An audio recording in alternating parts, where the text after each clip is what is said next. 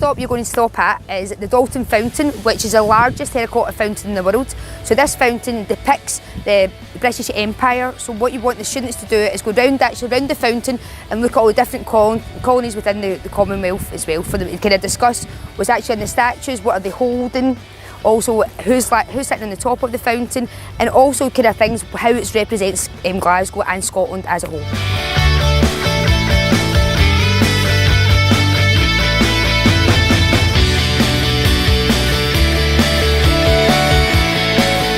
So as you're coming back down from the Dalton Fountain and you're heading through Glasgow Green, you'll maybe notice two spires at the other side. So one down at the very bottom has a ship in the top of it, and that is where the ships would dock to bring in the cargoes that bring them over from the West Indies or the Americas. But also, if you want to look over to the right hand side, you will see over towards St Andrews in the Square, where we will be going to later.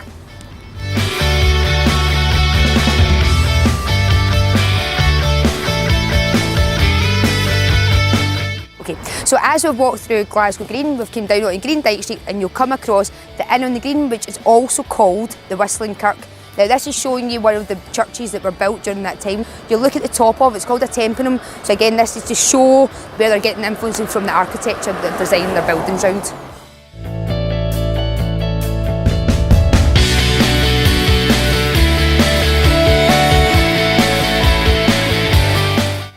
So at the front of the building, you will see at the very top the wheel of a ship. So then this is depicting from where a lot of the merchants got their money from as well, and how it was brought into the country.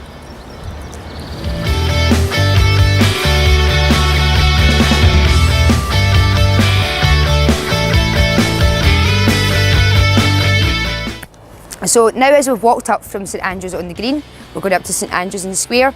So again, this is showing you from a short period of time how the merchants have actually built up their money to actually be able to afford to build such a big, massive church that we have at the moment.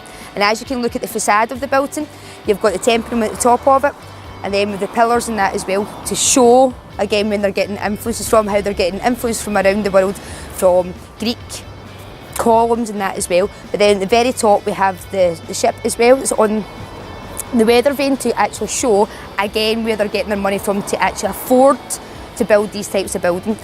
But as you notice, just in the tympanum, we actually have the coat of arms of Glasgow as well, to let Glasgow flourish.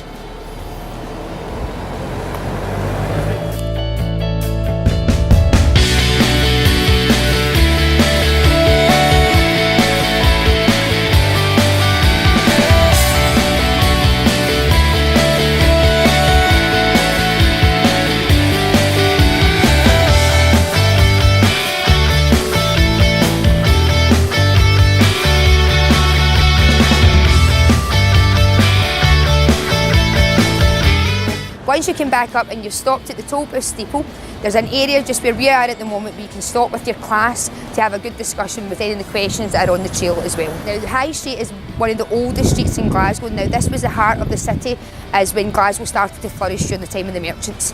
Now this is the area that was all paved, and it was only the merchants who were allowed to walk on the paved streets, and they like to be given the princes of the pavements, as the general people within Glasgow were working class and no money, and they were not allowed in this area either.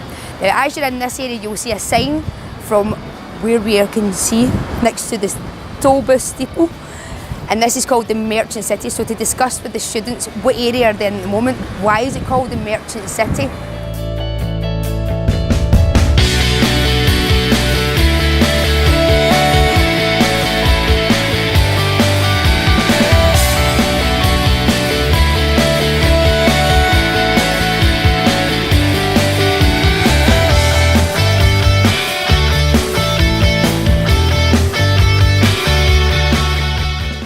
As we've walked down from the Tron Gate towards Argyll Street, we're going to be stopping at this corner here. Now this is to do with the painting that we were looking in the People's Palace. So this is where the Shawfield mansion where John Glassford had lived. So the footprint of his house would have been between Marks and Spencer's and over to across the road where you've got the car park. And now at this area you want the students to have a really close look around the landmarks of the place as well, especially the names of the streets, because this street that's running up next to us is Glassford Street.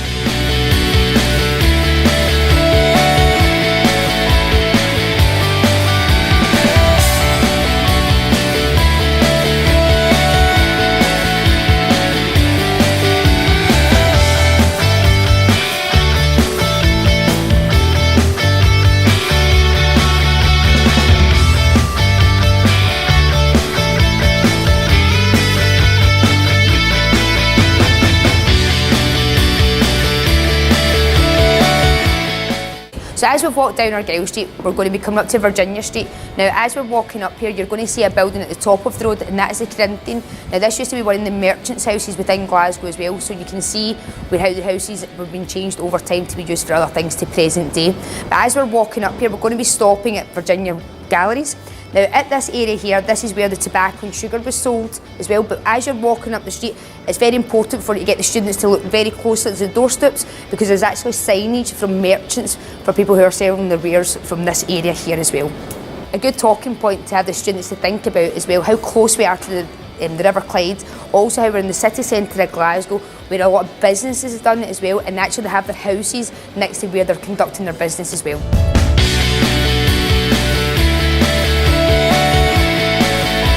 So as we came down through Virginia Galleries, we're going to be stopping on Miller Street, and we're going to be looking at this house behind us.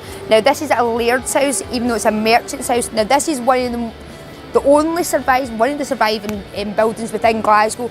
The actual core of it is the size of the house. Now, when you think about a laird, they're not actually the merchants, they're actually the business managers who are working for the merchants. Now, if you think about the size of this house, now this is quite big in today's sense of houses, but when you think about it back in the 1700s, with people that are living in Glasgow at that time, they're living in one-bedroom house, they're all crammed in it, it's slum areas, there's a big divide between the rich and the poor at that time. So, when you think about these types of houses that are still surviving within Glasgow. So, once we have a good look at the actual house, when you look at the top of it, the Tempenham as well, it's kind of showing you that style is kind of travelling through from St Andrews on the Green, St Andrews in the Square. So these are all kind of styles that are kind of travelling through time as well, that are going along, the styles that are of the fashion of the time.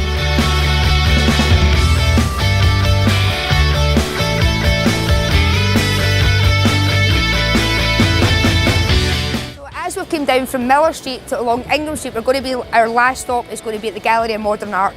Now, the Gallery of Modern Art, it was William Cunningham's house, well, his mansion. Now, when you're looking at this building, it's completely changed from the time that William Cunningham actually built it. Now, when you look at the facade of the building, the front of it is an extension, the back of it is an extension, because when you look at the middle bit, the colour of stone has actually changed from the front and the back, so the middle bit is the actual original part of the building.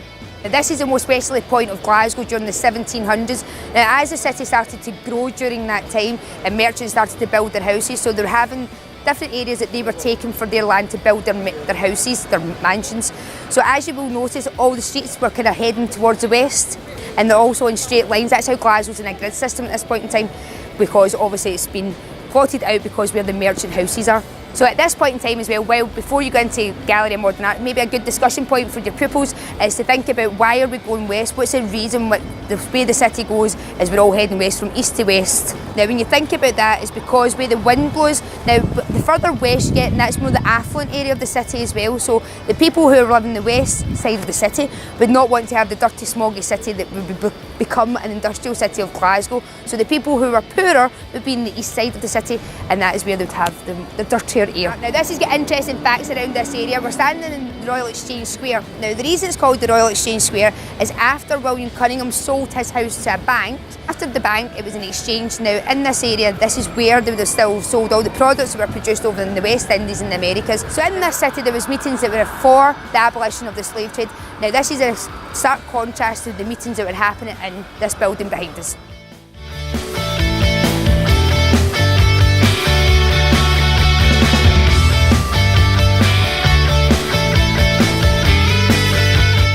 Now, as you're at the Gallery of Modern Art, if you have more time before you go in to do your workshop, it's quite an interesting idea to come down to one of the lanes where there's lots of audios to do with slavery within the city. So in this lane here, we've got people talking about different slaves' names, and it actually kind of really brings to life all the kind of what happened within Glasgow. Now, don't worry about if you don't have any information that we're telling you now, you have it all in your pack that we'll be sending out to the school. Now, if you're going to get your bus to pick you up from George Square, this is a good time to actually come into George Square, look at the city halls, and really have a good look round this bit, because even though it's after the abolition of the slave trade, it's still going to show you all the architecture that we've been looking at in your walk through the merchant city down to the Gallery of Modern Art. So when you're around this bit as well, you're going to be looking, you've got Queen Victoria in the top, and again this whole square is again to show off Britain, Glasgow, Scotland to the rest of the world. So I'm So I'm going to draw your eye back up to the temple at the top of the city chambers. Now at the top of this where the frieze is as well, again you've got Queen Victoria sitting at the top, and then you have all the different colonies, countries that we ruled over during the time of the Commonwealth.